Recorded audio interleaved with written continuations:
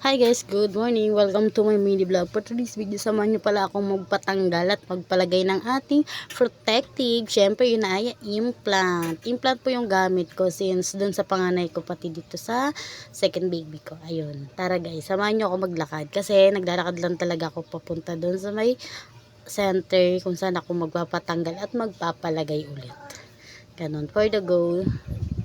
Ayan guys. Binabilis ko na pala siya dyan. Pinas forward ko na ng kaunti. Kasi masyadong mahaba yung paglalakad ko.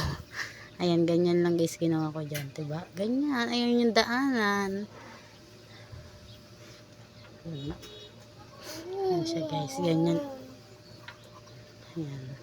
Ayan. Papasok na yan doon guys sa my center. Kung saan ako magpapatanggal at magpapalagay. Ayan. For the go. Lakad lang tayo ng lakad dyan. Ayan. Ganyan lang, diba? Ayan guys. Diba, ang linis ng kalsada nila.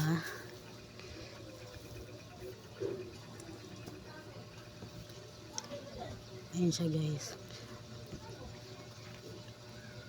Ayan na guys. Ayun simbahan. Ayan na dyan. Papasok yung RHU. Di na pala ako nag-video sa loob guys. Ayan.